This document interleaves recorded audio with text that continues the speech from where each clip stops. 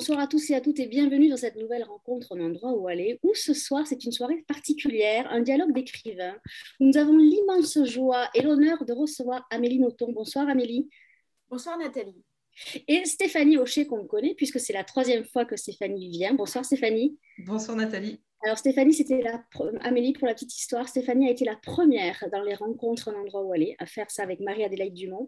Et là, ce soir, c'est la 256e rencontre. Donc, on vous reçoit pour vos romans respectifs, livres respectifs. Donc, Premier sang, paru le 18 août pour la rentrée littéraire chez Albin Michel.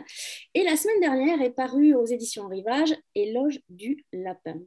Alors, avant de vous laisser discuter toutes les deux, et moi, je viendrai faire l'élément perturbateur, j'aimerais, dans un premier temps, que Amélie, si vous voulez bien, en 1 minute, décrire le livre de Stéphanie et vice-versa.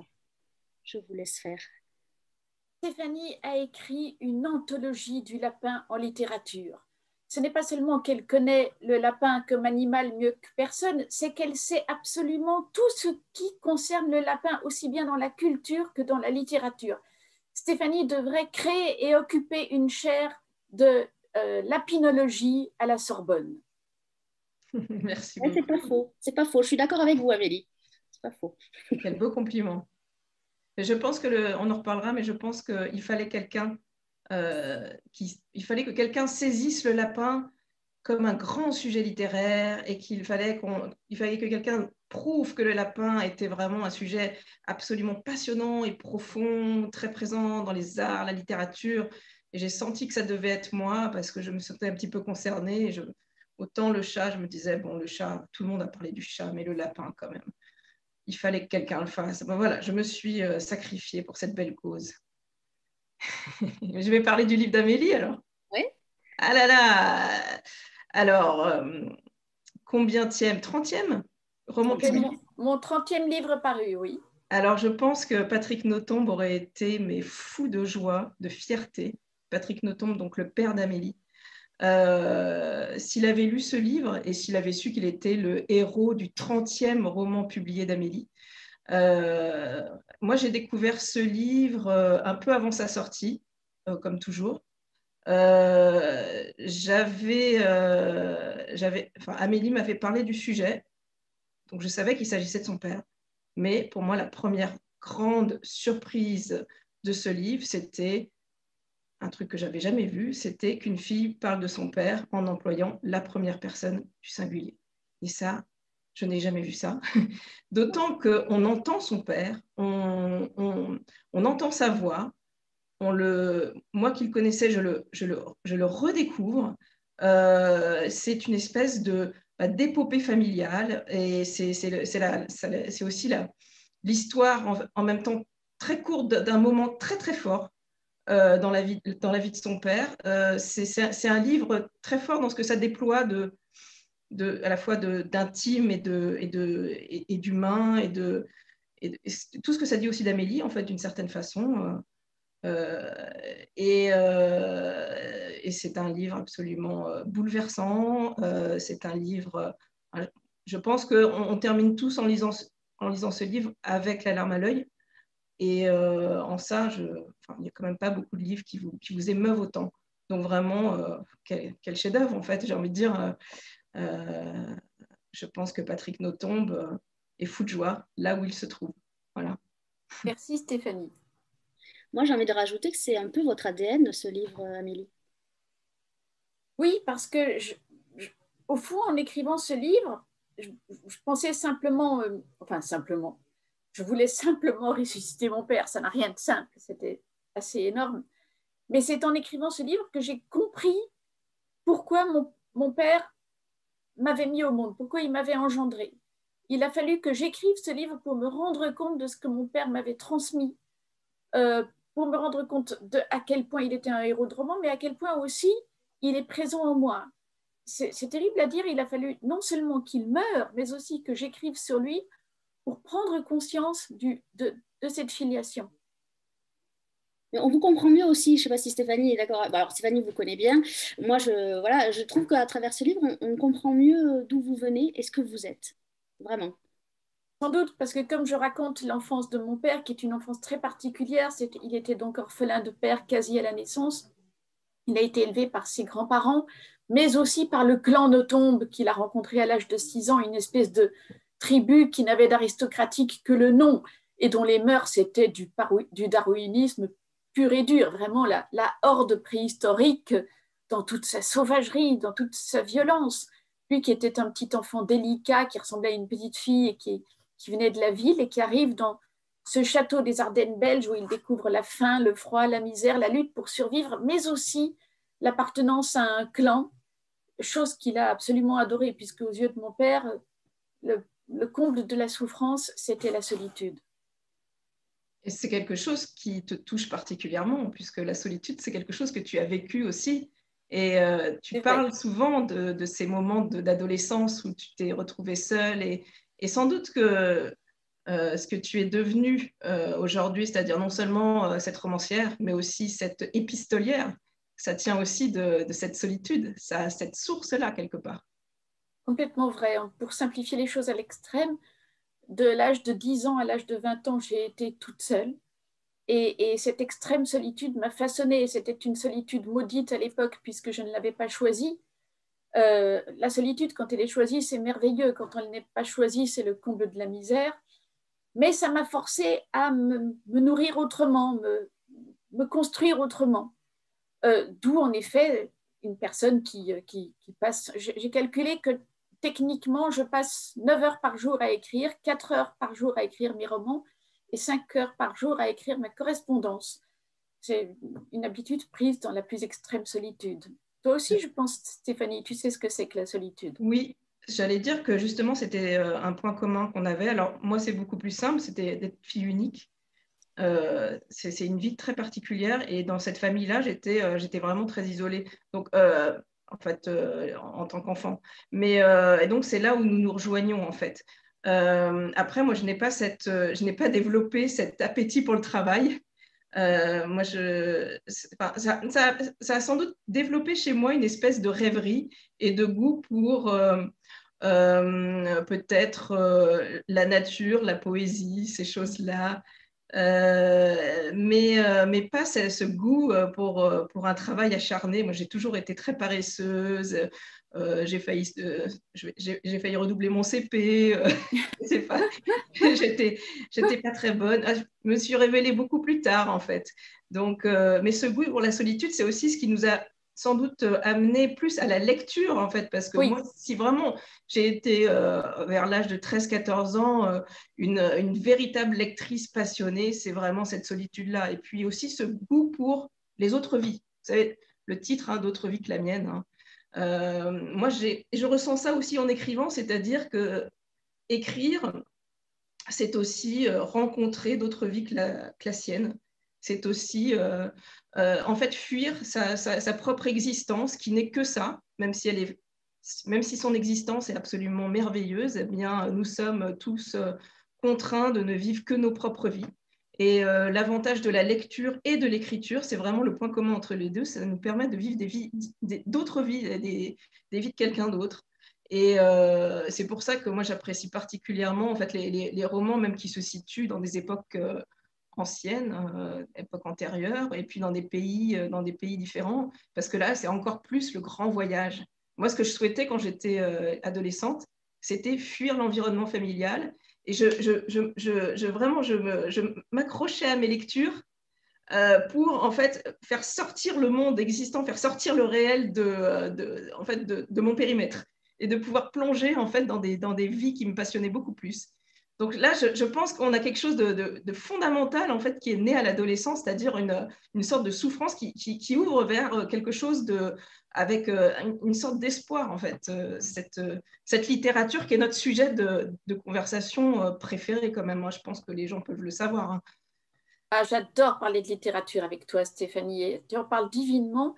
Je pense qu'une autre façon d'exprimer notre point commun, c'est que nous sommes toutes les deux au propre et au figuré des asphyxiés. D'abord au propre, parce que nous sommes asthmatiques toutes les deux. Moi, j'étais extrêmement asthmatique étant enfant. Toi, tu es extrêmement asthmatique étant adulte. Ensuite, nous avons été asphyxiés par les conditions même de notre vie. Toi, tu parlais de ta vie d'enfant unique, tu avais l'impression d'étouffer. Moi, j'ai eu l'impression d'étouffer pour d'autres raisons.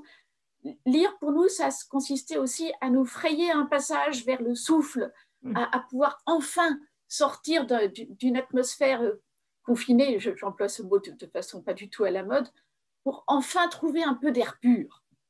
Ah, c'est très belle analyse. C'est étrange parce que j'aurais jamais trouvé cette métaphore-là.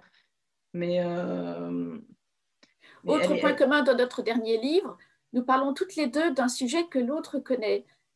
Je connais très bien les lapins de ta vie et tu as très bien connu mon père qui te le rendait bien puisqu'il te lisait avec passion. Tu étais un écrivain. Tu es le dernier écrivain que mon père ait lu avec passion. La dernière lettre qu'il ait écrite de sa vie, c'était à toi qu'il l'a écrite pour ton avant-dernier livre, Pacifique, qui est le dernier livre qui est fasciné de son vivant. Mon père était un très, très grand lecteur et il t'a écrit avec la plus vive admiration, une lettre absolument sublime. Que j'ai gardée et qui avait beaucoup de sens pour moi parce que Pacifique, bon, on en a parlé ici, c'est vrai que j'ai eu la chance d'être invitée par Nathalie et Frédéric. Et Pacifique, c'était un enjeu particulier parce que je parlais de ce moment-là dans l'histoire du Japon, de ce moment en 1944 où le Japon est en train de perdre la guerre et je crée le destin d'un jeune kamikaze, puisqu'il n'a pas existé, mais il s'inspire de personnages qui ont existé. Et ma plus grande angoisse, c'était que le père d'Amélie trouve que le livre n'était pas crédible, ou qu'il y avait des erreurs, ou je ne sais trop quoi. C'était une de mes angoisses. Et bon, le livre avait été vraiment relu avec attention, etc. Mais il y a tellement de choses. Enfin, on n'est pas dans un livre d'histoire non plus, donc c'est des choses microscopiques qui passent. Est-ce que les traits du personnage sont vraiment vraisemblables? Est-ce que le personnage existe? Est-ce qu'il existe en ton japonais, etc. Pour moi, c'est le livre le plus difficile à écrire et le plus passionnant, mais le plus difficile à écrire. Et puis, il y avait eu une première mouture que j'avais laissée tomber, que j'avais mise dans mon bureau, mise dans un tiroir, et puis repris bien plus tard. Vraiment, ce livre, il est sorti d'une période chaotique quand même, et il a rencontré une période chaotique avec le Covid, bien sûr, mais il s'en est quand même sorti, ce qui fait de lui un miraculé comme le personnage, d'une certaine façon.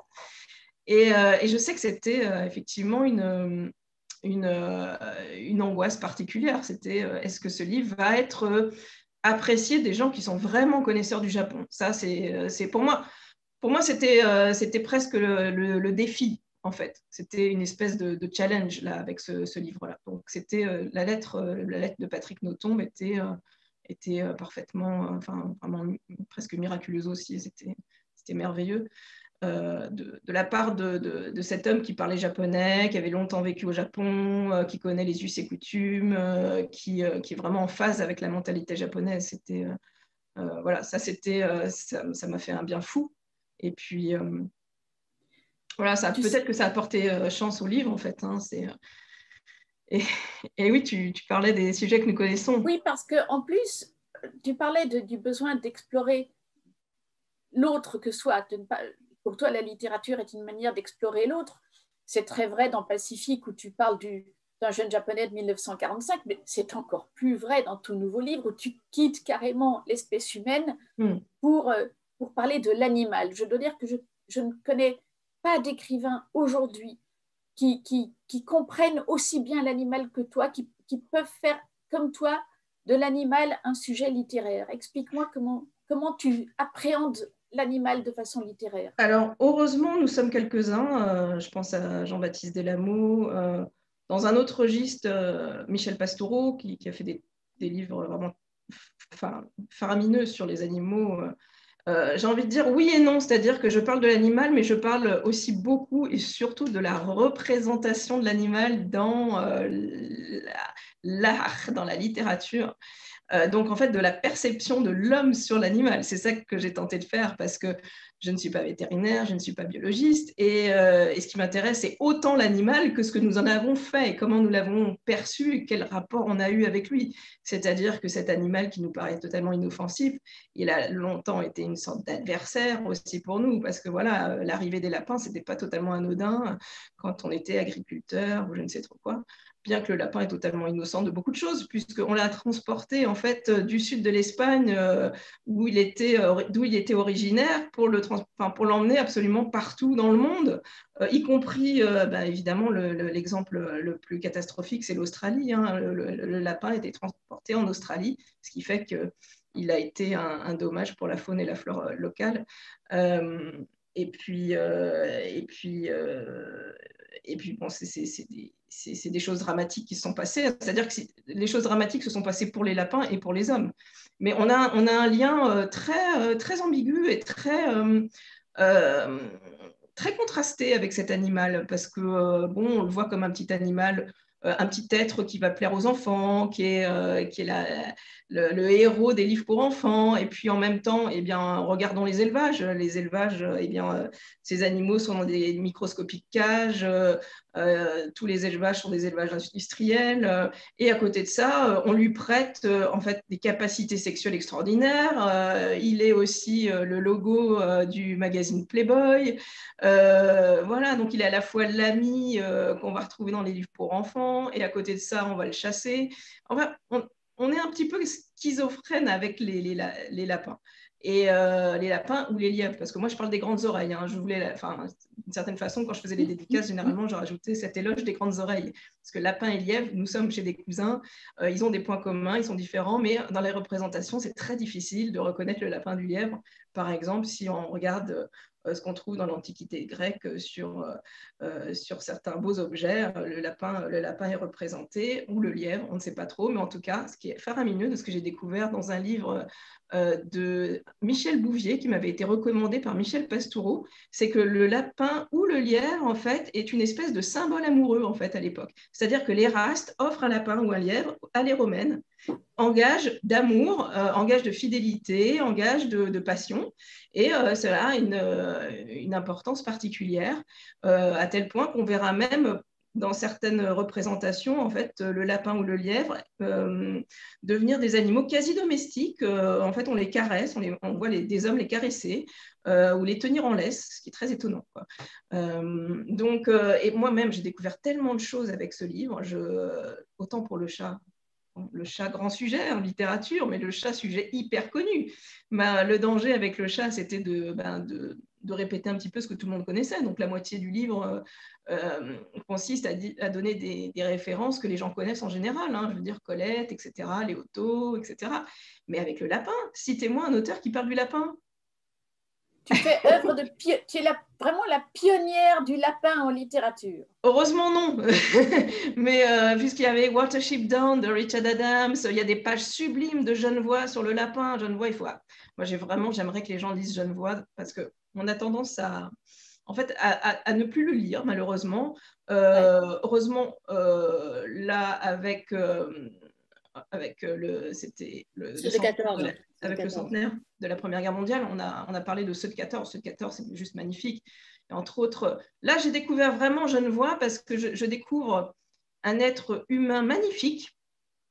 Lui, en tant que lieutenant, il pense énormément à ses soldats. Il a une humanité splendide.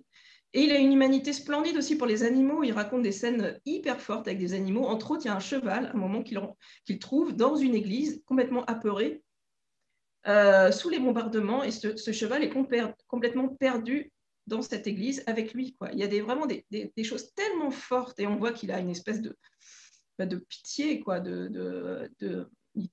il est terrifié de ce qu'il voit, et il y a des passages vraiment magnifiques dans ce 14. Et bien pour le lapin, je connaissais de nom Raboliau, je connaissais le prix Goncourt. Alors pour moi, Raboliau a un peu vieilli, hein, pardon à Genevois, Raboliau, il y a des passages qui sont bien, mais il y en a d'autres, honnêtement, j'ai du mal. Par contre, mais vraiment, lisez Les Bestiaires, parce que c'est un Solognon qui parle des animaux, des animaux de sa région. Il le fait, mais d'une façon splendide, on dirait du Colette. Donc chaque animal a un chapitre, et il parle des lapins comme personne. Et si je parle de ceux de 14, c'est qu'il n'y a pas de hasard, c'est que d'une certaine façon, les lapins lui font penser aux soldats de 1914, parce que les lapins qu'il décrit, ce sont des lapins qui sont atteints de la myxomatose, donc cette maladie épouvantable qui attaque à la fois les yeux, le système respiratoire, et c'est des animaux qui meurent très lentement. Eux qui sont aphones poussent des cris. Et Genevois se promène dans sa campagne et entend ces lapins au crépuscule. Et l'idée qui lui vient, c'est en fait c'est les soldats qui étaient blessés pendant la guerre de 14. Et vous savez, au crépuscule, on dit souvent que la douleur augmente et que en fait, la panique augmente et le désarroi augmente. Et il se souvient de ces cris des soldats qui étaient blessés. Et les cris des lapins lui font penser aux cris des soldats. C'est juste magnifique. Et c'est quelle belle humanité, quoi. Quel homme merveilleux. Et j'ai envie de dire aux gens, mais que vous intéressiez aux lapins ou pas, là n'est pas la question. En fait, c'est l'objet de ce livre, c'est vraiment de vous dire, regardez, il y a des pages de littérature qui sont tellement merveilleuses. Si on relisait, en fait, des gens qu'on lit moins, si on allait déterrer du terrier, en fait, 2-3 œuvres qui vont parler de l'animal et qui, d'une certaine façon, font écho à nous-mêmes, en fait, je me dirais que c'est réussi.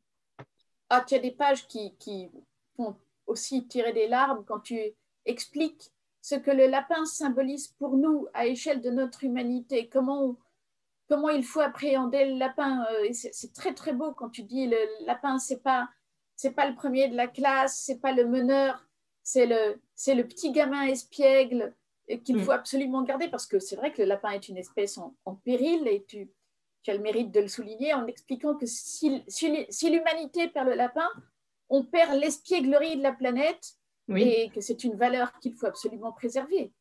Oui, on se souvient tous de Peter Rabbit et des lapins d'Alice au Pays des Merveilles, etc. Je veux dire, est-ce qu'on imagine un livre pour enfants dénué de lapins, sans lapins, que le lapin devienne une espèce inconnue? Alors évidemment, la triste réalité fait qu'on est complètement trompé par une chose, c'est l'hyperfertilité des animaux de compagnie.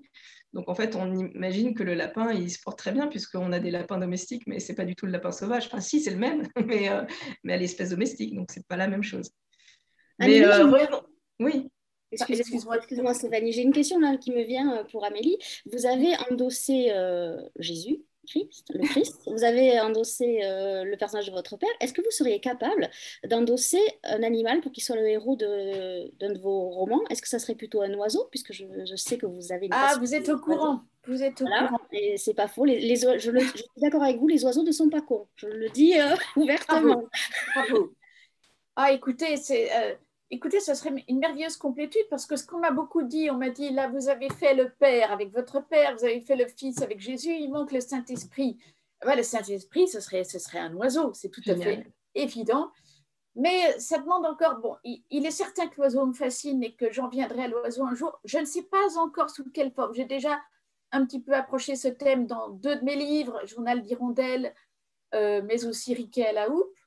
Mais vous avez tout à fait raison, Nathalie. Il va falloir qu'un jour je dise à la face du monde qui je suis. Et qui je suis, c'est bien évidemment un oiseau. Quand on me connaît bien, il n'y a pas de doute, de même que Stéphanie est un curieux mélange de chat et de lapin. C'est-à-dire que c'est un chat végétarien, donc c'est un lapin.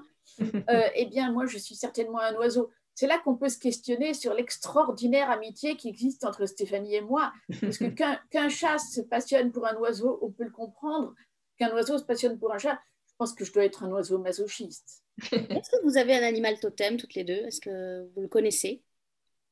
Alors, je rebondis juste sur la très bonne question de Nathalie quand même, parce que, mais moi, je me permets d'insister, parce que moi, je pense que si vraiment tu parles de ton lien à l'oiseau, de ce qui a fait que depuis toute petite, en fait, cet animal a eu vraiment un rôle très important pour toi, je pense que là, on a le début de quelque chose, et moi, je rêve de lire, je ne sais pas si ce sera un éloge de l'oiseau ou un éloge d'Amélie Nothomb par l'oiseau, j'en sais rien. Mais moi, je rêverais de lire un texte comme ça. Mais vraiment, bon, passons. Animal totem. Écoutez, pour répondre à votre question, Nathalie, c'est évident que je suis un oiseau. Quant à savoir quel oiseau, c'est très difficile de le savoir. Je préfère demander à mon entourage, et mon entourage me qualifie aussi bien de chouette que de buse. Je ne sais pas si c'est forcément très gentil. Non. Donc un prédateur. Pas forcément, parce que on peut voir aussi en moi certains passereaux comme un pic. Donc, je ne sais pas, mais en tout cas, une bestiole qui vole, ça c'est certain. Et Stéphanie, je vous dis, Stéphanie, c'est un chat, mais comme c'est un chat végétarien, on peut voir aussi en elle un lapin. Ouais, c'est pas très gênant pour moi parce que, par exemple, mon lapin aime follement les chats. Donc, au point qu'il est même un petit peu harceleur avec les chats. Donc, en fait, le lapin et le chat ne s'opposent pas. Étonnamment, mon lapin devient prédateur avec le chat, quoi. Donc, des fois, on a des idées reçues sur ce qui est un prédateur et ce qui est une proie. Il y a des prédateurs qui se comportent comme des proies et vice-versa. Donc, et puis ton lapin se conduit comme un prédateur avec toi. Il règne sur toi quand on vient chez toi. C'est oui. le lapin qui commande, c'est évident. Oui, c'est vrai. Je ne montre pas que je vis dans un terrier, mais c'est un petit peu confectionné comme ça. Et toi, Stéphanie, est-ce que tu pourrais faire comme Amélie, endosser un personnage fort? Euh, Ah, tu veux dire quelqu'un de ma famille? Ou pas? Je pense pas que Alors, Gilles soit quelqu'un de la famille de Amélie, ou alors on n'est pas au courant, mais oui. Mais euh, d'une certaine façon, tu l'as déjà fait. Le gamin dont je ne connais pas ma force, bon, c'est un sale gamin, mais il a une force extraordinaire. Donc, oui, parce que bah, après, je sais pas, est-ce que je sais pas si c'est en termes de force qu'il faut voir le choix d'un personnage. En fait, je pense que moi, ce que je cherche, c'est une certaine énigme dans un personnage, une certaine ambiguïté. Je cherche, en fait, je cherche un mystère. J'essaie de m'approcher d'un mystère, en fait, parce que j'aime ne pas connaître tout de suite de qui je parle et puis de découvrir progressivement ses ambiguïtés, ses zones d'ombre, etc. Pour moi, ça, c'est un personnage intéressant. Un personnage qui doute. Hein. J'ai déjà parlé du personnage qui doute, mais pour moi, le personnage qui doute, ça, c'est un personnage intéressant. Le père d'Amélie était quelqu'un de très ambigu aussi, qui cachait beaucoup, qui se vantait pas de ce qu'il avait fait. C'était pas un personnage si simple que ça. Amélie pourrait en parler, mais je pense que voilà, je veux dire, c'est un héros, mais ce n'est pas qu'un héros. Hein. C'est quelqu'un avec plusieurs facettes, etc. Moi, je pense que c'est ça qui le rend intéressant. Après, oui, non, moi, je me permets tout, en fait, en littérature. Je me permets de parler de n'importe qui. Et allons-y pour l'appropriation culturelle, hein, comme j'ai un peu l'habitude de faire. C'est-à-dire que je peux me glisser dans des psychés qui ne sont pas du tout moi, qui sont, voilà, ne serait-ce que ce jeune homme, ce jeune japonais en 1944, c'était en fait le truc le plus compliqué que j'avais à faire. Mais tout est possible. C'est ça la merveille avec la littérature, c'est que vraiment tout est possible. À partir du moment où on se dit que aucun interdit n'existe, c'est juste totalement merveilleux. Donc non, je sais pas. Euh, Et une moi, autre j'ai question l'impression que pour... tu n'as pas de limite. Hein. non. Je pense dans un roman anglais, la narratrice est une femme, une jeune mère Mm. anglaise un peu conventionnelle et cultivée et fine, mais voilà un personnage extrêmement éloigné de toi, Oui. À au tel moins point. aussi, oui, Oui. au Pardon. moins aussi éloigné de toi que le jeune guerrier japonais. Donc, c'est ça aussi qui me fascine. La littérature est pour toi un accès à des individualités qui sont sans aucun rapport avec toi. Tu écris vraiment par passion pour l'autre. Tu n'écris Oui, pas c'est du vrai. tout si au passage tu trouves des continents noirs en toi, mais c'est pas ton but. Ton but en littérature, c'est vraiment l'autre. À tel point que c'était très étrange. Je connaissais quelqu'un qui avait lu un roman anglais et qui me parle à un moment, je ne sais pas, je devais plaisanter, et elle a été choquée de la façon dont je l'ironisais sur je ne sais plus quel sujet. Elle disait, ah, mais est-ce que c'est vraiment la romancière d'un roman anglais? Mais je ne suis absolument pas mon personnage. Je ne ressemble absolument pas à mes personnages. Attention, quoi, il y a mal donne.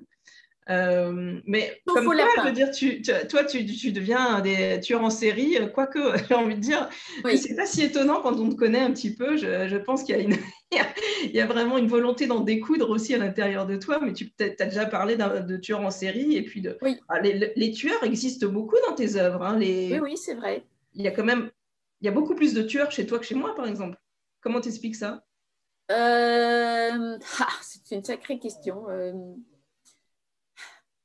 On écrit aussi pour donner la parole à des aspects de soi dont on sait à l'avance qu'ils ne pourront jamais s'exprimer, mais qu'ils existent quand même. J'ai une pulsion de mort, c'est certain, j'ai une pulsion de mort qui ne trouve pas à s'exprimer. Heureusement, j'écris des livres qui servent entre autres, de soupape à ma pulsion de mort. Et ça, c'est des livres que j'adore. Je pense à Journal d'Hirondelle, où on est dans une espèce de froideur apparente, avec des gens qui ont on va dire des comportements assez mécaniques. C'est des livres qui peuvent vraiment bouleverser, en fait, et même déranger, enfin, bon, même si le mot est un peu à la mode, mais peuvent décontenancer ces livres-là. Je pense que c'est des livres qui peuvent décontenancer le lecteur. Moi, ça fait partie des livres que j'aime beaucoup parce que moi, j'adore ce sentiment de malaise, en fait, en littérature. Donc, je trouve que c'est intéressant d'aller vers ce qui provoque en nous une espèce de gêne et de mal-être, quoi. Et moi, j'aime bien que tu te... Voilà, parce que souvent, voilà, les gens décident que ce soit tes livres, on va dire, inspirés de ton vécu, soit tes fictions, on va dire, plus totales, qu'ils préfèrent. J'ai envie de dire, arrêtons, je veux dire, ces livres ne se ressemblent absolument pas. Les livres d'Amélie qu'elle écrit sur sa famille ou sur elle-même ne sont pas uniquement des autofictions. Tes romans ne sont pas tirés de rien du tout, de quelque chose qui n'est pas toi. C'est un mélange qui est beaucoup plus complexe que ça. Je pense que tu dis beaucoup de choses avec les fictions. Et il y a aussi beaucoup de narration et beaucoup de littérature, en fait, dans le sens, beaucoup de faux dans le vrai, en fait, quand tu racontes la part de toi, quoi, la part autobiographique, en fait. C'est très troublant d'être lu par quelqu'un qui me connaît aussi bien que Stéphanie. Stéphanie et moi, à la fin de ce mois, ça fera 24 ans qu'on se connaît. Vous vous rendez compte? Et 24 ans que tu es quelqu'un de très important pour moi.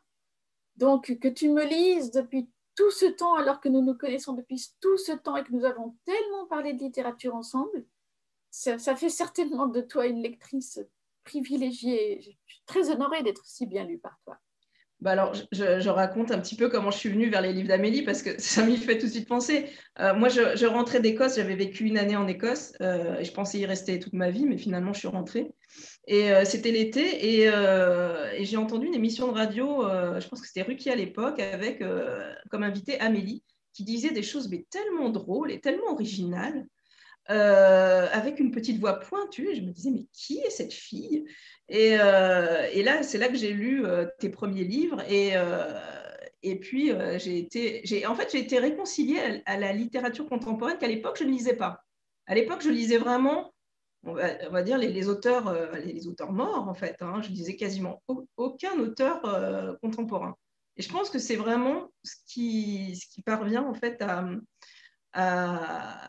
aux gens. Enfin, en fait, je pense que je ne suis pas la seule qui réagit comme ça. Je pense que beaucoup de gens, en fait, deviennent familiers de la littérature contemporaine avec tes livres.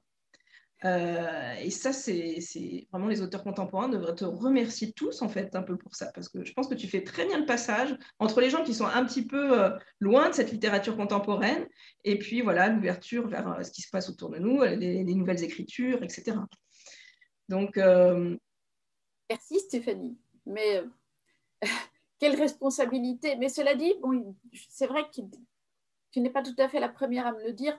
Je sais aussi que je ramène des gens qui, comme toi, ont fait des études littéraires tellement poussées qu'ils sont un petit peu écœurés de littérature. Ils ont trop dû lire et ils n'en peuvent plus. Littérature n'est plus pour eux synonyme de plaisir. Donc après une période de 2, 3, 4 ans, sans plus lire de livres contemporains, tout à coup, ils tombent sur moi par hasard et tout à coup, ils se disent « Ah, il est encore possible de lire de façon plus légère. » Oui, c'est le mot de légèreté est bien trouvé parce que c'est une apparente légèreté, en fait, les livres d'Amélie. C'est une apparente légèreté généralement, on parle du nombre de pages, ce que je trouve totalement débile, puisque je veux dire, depuis quand on juge un livre au nombre de pages, hein, je veux dire... Il y a des livres courts qui sont impossibles à finir, des livres, voilà, je ne vais pas dire le lieu commun, mais et puis en plus, la difficulté, c'est de parvenir en fait, à des intrigues aussi fortes avec une économie de moyens que je trouve presque japonaise, en fait. C'est cette économie de moyens de cette poésie japonaise, vraiment, chaque mot est compté, tout est mis en place, tout est une espèce de petite mécanique parfaite et bien agencée. Et moi, je suis à chaque fois bluffée, en fait, parce que voilà, donc, je lis Amélie tous les ans. Elle sait très bien que je préfère tel ou tel livre. Donc, je veux dire, là-dessus, il n'y a aucun problème. Mais je suis toujours bluffée par cette espèce de petite création en soi, qui est une petite merveille, qui fait que tout d'un coup, je n'ai pas envie de quitter ce livre et que je trouve ça miraculeux. Parce que honnêtement, c'est court, mais personne ne peut le faire. Personne. Personne ne peut faire ce qu'elle fait. Et même dans cette qualité d'écriture, cette apparente légèreté est extrêmement difficile. On va dire que tout écrivain débutant a plutôt tendance à alourdir sa phrase et qu'arriver à la légèreté, c'est quand même beaucoup, beaucoup de travail, en fait. C'est beaucoup d'années passées à écrire. Donc, j'ai envie de dire, ceux qui jugent, ah oui, mais il n'y a pas beaucoup de pages, mais quel crétin, quoi. Vous ne connaissez rien à la littérature ou à la poésie, mais là, c'est une petite œuvre qui fonctionne. Et moi, je suis désolée, je pense qu'on ne peut pas faire comme Amélie, quoi. Personne ne peut. Je vais rebondir sur la poésie. Je vais rebondir sur la poésie, puisque la poésie est présente dans le livre d'Amélie à travers Rimbaud. Votre père a découvert la poésie. C'est quoi le pouvoir de la poésie, selon vous, Amélie Nothomb? Il n'y a pas de pouvoir évocateur plus grand par les mots que la littérature.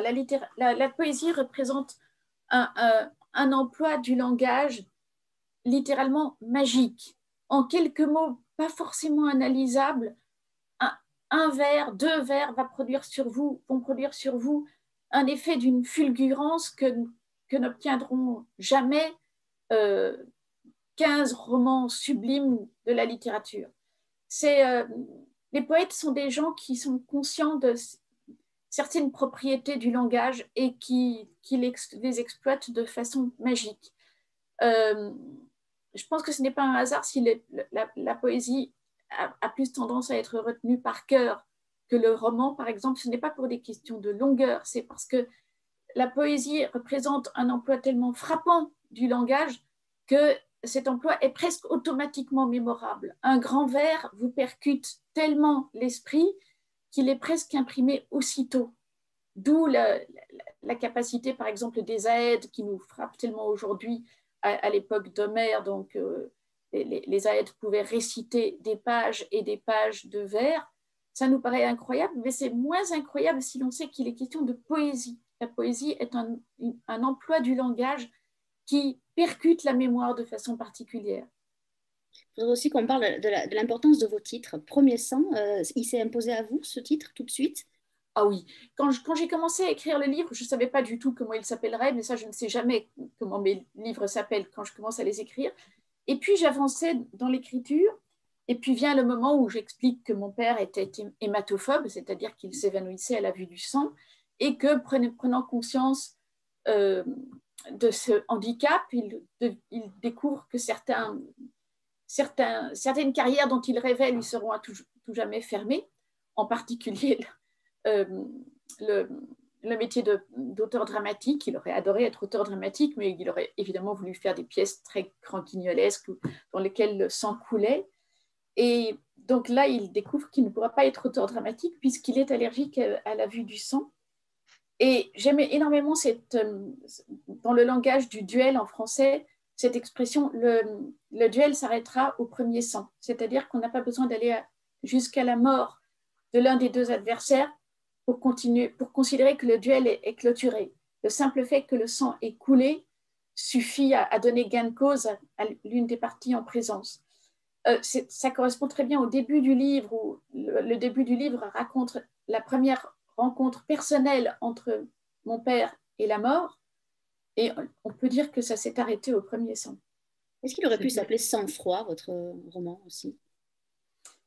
Ça faisait un peu polar, hein, Sang-froid. Je pense par ailleurs que ça a déjà été pris.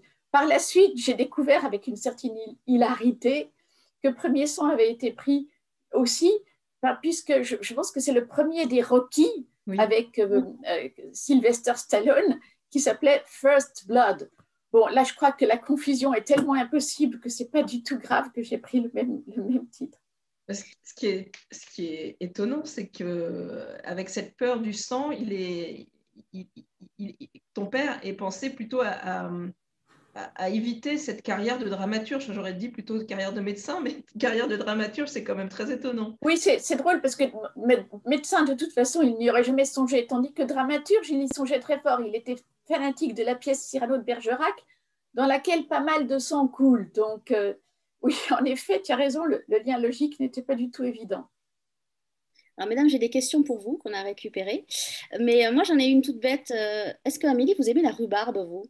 Je suis fanatique de rhubarbe. Dès qu'il y a de la rhubarbe à la carte d'un restaurant, même si c'est en side dish, je me jette dessus. Amélie, Stéphanie, pardon. Toi, La tu aimes la rhubarbe? rhubarbe? Ah oui, ouais, avec plaisir. Alors, je n'ai pas cette passion d'Amélie pour la rhubarbe, mais moi, j'aime tous les fruits et légumes. Hein. Je suis vraiment un herbivore, là, pour le coup. Ouais, tu es comme ton lapin, en fait, c'est ça. Hein. Nous avons Stéphanie se nourrit comme un lapin, ça c'est C'est clair. vrai, c'est vrai. Bah, oui, mais de toute façon, le lapin m'a. En fait, c'est depuis que je m'occupe d'un lapin que je suis devenue végétarienne. Donc, en fait, ça bouleverse beaucoup. En fait, il y a beaucoup de changements dans ma vie qui sont arrivés avec les lapins. Alors, je vais prendre. C'est Marion qui a posé cette question. Donc, Stéphanie, tu as dit que tu lisais en avant-première les romans d'Amélie. Est-ce que ça vous met une pression, le fait de savoir que l'une et l'autre, vous êtes en train de vous lire? Et est-ce que vous vous aidez pour l'écriture ou pas? Alors, je pense qu'on ne s'aide absolument pas. Et je peux vous dire que ça me fait une pression pas possible de savoir que Stéphanie me fait me lire. Parce que Stéphanie n'est absolument pas indulgente. Quand elle n'aime pas, elle dit qu'elle n'aime pas. Elle le dit comme ça. En même temps, j'espère bien qu'elle ne me mentira jamais. Donc, bien évidemment, quand elle n'aime pas, j'accepte. Mais ça me met quand même une sacrée pression. C'est rare quand même que je dise ça. C'est vraiment très rare que je dise ça, mais il y a des livres que je préfère à d'autres, on en parlait tout à l'heure. Alors moi, par contre, je parle de mes projets de romans à Amélie et des projets d'écriture. Et alors, ce qui est amusant, c'est que autant pour Pacifique que pour Éloge du Lapin, j'ai découvert qu'elle était un petit peu sceptique au début, mais convaincue à la fin, heureusement. Et, en fait, moi, je lui parle beaucoup de mes doutes et puis voilà, et de la difficulté, et puis de mes égarements parfois. Et donc, son avis m'intéresse, mais voilà, après, elle découvre le livre et puis elle me donne un avis voilà, qui est le sien. Et voilà, mais évidemment, ça met une pression, bien sûr que ça met une pression, mais voilà, en tout cas, la particularité, c'est qu'Amélie est vraiment assez hermétique, en fait. Elle va jamais me parler de son projet en cours, de son écriture. Elle le fait avec personne et c'est a writing machine. Hein. C'est vraiment, je ne sais pas comment elle procède. En fait, c'est une espèce un truc à part, quoi. C'est passionnant. L'aventure littéraire que nous vivons chacune, mais que nous vivons aussi l'une avec l'autre, est absolument fascinante. Il y a une forme d'émulation très particulière entre Stéphanie et moi qui est, je pense, un très, très grand enrichissement. C'est vrai. Alors, tout à l'heure, vous avez évoqué le fait que vous parliez littérature et justement, Jérôme avait posé la question, quand ces deux auteurs parlent littérature, de quoi parlent-elles exactement? Bon, pas de peur, hein. Nous parlons des livres que nous avons lus. Nous parlons, très souvent nous sommes d'accord et très souvent nous ne sommes pas d'accord. Et dans les deux cas, ce que nous avons à dire est vraiment, je ne connais personne avec qui il soit aussi intéressant de parler littérature que Stéphanie. Là encore, aussi bien dans l'accord que dans le désaccord. Quand Stéphanie se passionne pour un livre, elle est absolument magnifique parce qu'elle va en parler, mais avec des trémolos dans la voix, me téléphoner à tout bout de champ alors que je travaille et que j'ai envie qu'on me laisse tranquille. Me dire non, mais tu te rends pas compte, mais il a dit ça, mais tu te rends compte, il emploie cet adjectif pour parler de. C'est magnifique, mais tu te rends compte. Je dis oui, oui, Stéphanie. Et puis j'avais envie de raccrocher parce que je veux continuer à travailler. Mais en même temps, je trouve magnifique tant de passion littéraire. Oui, c'est vrai, j'allais dire, on parlait de poésie, etc. J'avais envie de dire, moi, je trouve de la poésie chez les grands romanciers. En fait, pour moi, les grands romanciers sont des poètes. Et par exemple, en fait, là, j'ai eu des coups de cœur en littérature cette année. Il y a Sanche Chalandon, dont j'ai parlé non seulement parce qu'il aborde ce thème très compliqué du mauvais père, du père destructeur qui me touche particulièrement, mais il le fait avec une puissance et une émotion tout à fait mais incroyable et bouleversante. Donc j'ai raconté en fait ma lecture en fait progressive à Amélie et elle l'avait pas lu et du coup elle a pu le lire après parce que j'avais été tellement complètement survoltée par ce livre. Et puis là, en ce moment, je suis en train de lire, par exemple, Dimitri Bortnikov, ce livre qui s'appelle L'agneau des neiges. Et je suis en train là, je crois que je suis en train de donner l'eau à la bouche à Amélie en disant, mais tu te rends compte, il parle, par exemple, des queues des chiens en forme de bretzel. Il y a des choses qui sont juste magnifiques. Et cette langue, elle est on dirait à la fois du Céline et en même temps il y a une émotion, une beauté, tout ce qu'il raconte. Il parle énormément des animaux d'ailleurs. La langue est juste sublime et poétique. C'est vraiment, on ne peut pas passer à côté de ce livre. Je ne comprends même pas qu'il ne soit pas sur la liste du concours. En fait, je trouve que c'est carrément du mauvais goût. Mais bon, après, c'est voilà, ce n'est que mon avis, mais c'est vrai que j'ai très envie du coup de donner envie aux gens de découvrir ce que j'aime. En fait, c'est une espèce de pulsion naturelle chez moi. Je trouve ça magnifique qu'il y ait des auteurs comme ça qui existent autour de nous, quoi. Vous avez vu avec quelle passion Stéphanie parle de littérature. Ça, c'est un très bon libraire, Stéphanie. C'est sublime. Stéphanie devrait animer, voilà, elle devrait être une confrère, c'est vrai. Il y a Elodie qui a une question pour Amélie. Quelle a été la réaction de votre famille après la lecture de votre roman? Ils ont admirablement réagi. Je parle particulièrement de mon premier cercle de famille, donc mon frère, ma sœur et ma mère. Mon frère et ma sœur étaient enchantés d'avoir l'impression de retrouver leur père, puisque eux aussi, bien sûr, sont absolument effondrés de l'avoir perdu. Mais la plus belle réaction, ça a été la réaction de ma mère. J'ai remis mon livre à ma mère sans lui dire quel en était le sujet. Elle a commencé à le lire devant moi, ma mère qui est maintenant une très vieille dame, qui est vraiment très, très affectée de la mort de son mari. Et ma mère a commencé à lire le livre devant moi et 2 pages plus tard, elle a levé la tête et elle a dit « Mais c'est Patrick! Mais c'est Patrick !» Elle continue à lire ce livre et quand elle l'a fini, elle m'a dit « Mais ce livre, mais c'est Patrick! Mais c'est Patrick !» Et je sentais que c'était le plus beau compliment du monde. J'avais redonné la vie à son mari. Elle avait l'impression d'avoir son mari entre les mains. Ça m'a absolument bouleversée comme réaction. J'imagine, oui. C'est une très belle histoire, je trouve, entre deux. C'est qu'on découvre en fait, ça, oui. à ses prémices, en fait, avec ce petit jeu des lettres. Et je trouve que c'est une très belle histoire, ce qu'ils ont vécu tous les deux. Tu as raison, Stéphanie. Moi, si je peux me permettre, quand j'ai refermé votre livre, Amélie, le premier truc que j'ai dit, c'est « Oh la vache !» Parce que je me suis dit, comment à 6 ans, on peut vivre des choses pareilles. C'est terrible ce qui se passe. Vous les nommez comme des barbares. Moi, j'ai dit tortionnaires. J'étais beaucoup plus... Je me suis dit, oh mon Dieu! Mais vous savez, Nathalie, ça n'a rien d'extraordinaire. C'est tout à fait nouveau qu'on protège les enfants et qu'on veille à ce que les enfants ne soient pas traumatisés. C'est tout à fait nouveau. Mon père, qui est né en 1936 et à plus forte raison en Belgique et en plus dans les Ardennes belges, mais l'idée qu'il ne faille pas traumatiser un enfant était une chose qu'il n'aurait jamais songé. J'ajouterais que, bon, je ne veux pas prendre position, mais il y a une phrase de l'humoriste allemand Toni Ungerer que j'adore. Cette phrase, c'est il faut traumatiser ses enfants, sinon ils deviennent experts comptables. Bon, ce qui est clair, c'est que mon père n'est pas devenu expert comptable. En tout cas, il y a beaucoup d'humour dans votre roman. Il est bouleversant, il est fascinant. Moi, vraiment, j'ai passé on passe toujours de très bons moments de lecture avec les romans d'Amélie Nothomb, mais j'ai aussi passé un très bon moment de lecture avec Stéphanie parce qu'il y a aussi des belles références littéraires. Et justement, il y a une question.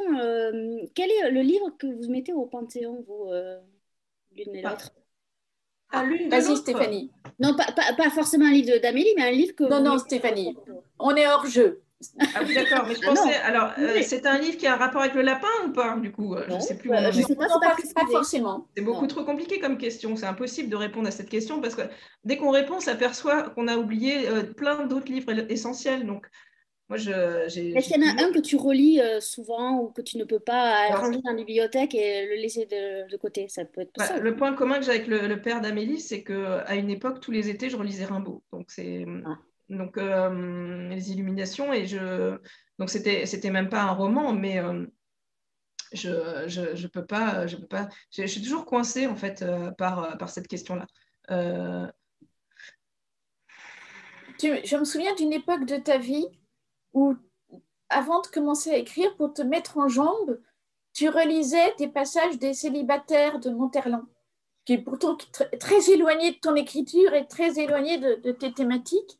Et c'était un livre que tu adorais, je crois que tu l'adores toujours. Oui, alors. Et que tu le relisais pour te mettre en jambe. Mais à une époque, en fait, je faisais souvent ça, c'est qu'avant d'écrire, je lisais un autre auteur que moi. Je lisais un écrivain. Par exemple, un écrivain que j'ai découvert grâce à Amélie, c'est Bernanos. Bernanos, je ne connaissais absolument pas. Je veux dire, moi, je lisais beaucoup Zola, par exemple, vu la famille d'où je viens, c'est-à-dire une famille très communiste militante. Zola, c'était le grand auteur à lire, en fait. C'était l'auteur validé par la famille. Donc, quand j'avais 14-15 ans, c'était l'auteur que je lisais abondamment. Et Amélie m'a fait connaître Bernanos. Et je dois dire que j'ai complètement été fascinée par cette lecture parce que je trouve que c'est d'une intériorité. Ça soulève une question qui est pas du tout à la mode, sans doute, dans cette formulation-là, mais qui est une question qu'on se pose forcément toujours. C'est la question du mal, en fait, quoi. Et Bernanos se penche continuellement sur le pourquoi du mal et le comment du mal.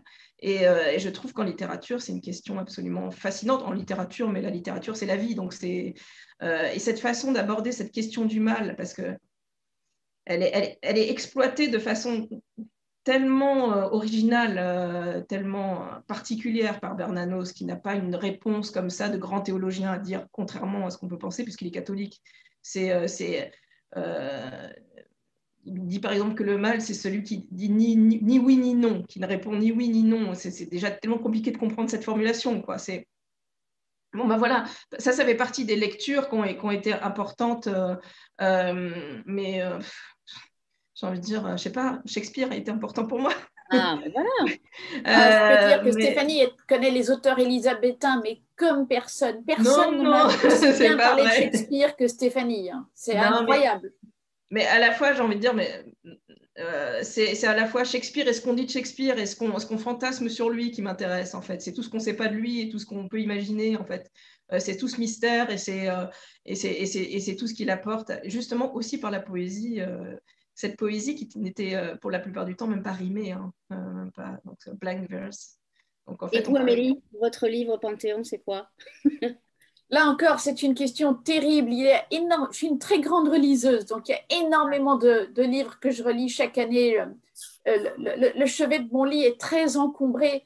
Mais si vraiment, avec un revolver sur la tempe, vous me disiez que je ne pouvais garder qu'un seul livre, ce serait La princesse de Clèves de Madame de Lafayette.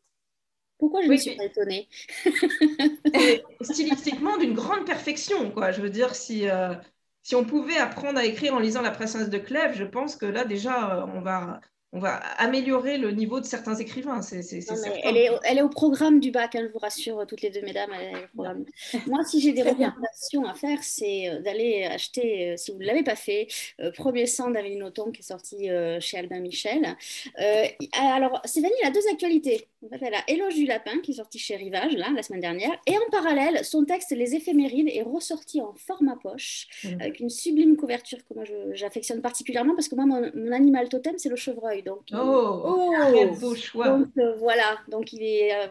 En tout cas, moi je voulais vraiment vous remercier, mesdames, d'avoir été là avec nous, de discuter, faire une petite discussion entre auteurs. C'était très agréable, c'était passionnant de vous entendre parler l'une comme l'autre sur vos romans, vous êtes vraiment, vous lisez, vous aimez et vous écrivez, donc c'est fabuleux. En tout cas, un grand merci en tout cas d'avoir été avec nous. Nous, on se retrouve demain soir avec deux primo-romanciers. On aura Claire Conruit pour Mourir au monde. Je ne sais pas si vous l'avez lu, c'est aux éditions Plomb. Et Arnaud Rosan aussi pour L'ultime goutte de sang aux éditions Plomb. Je vous remercie beaucoup, je vous embrasse, je vous souhaite une bonne soirée. Merci Nathalie. Merci beaucoup Nathalie et merci Frédéric.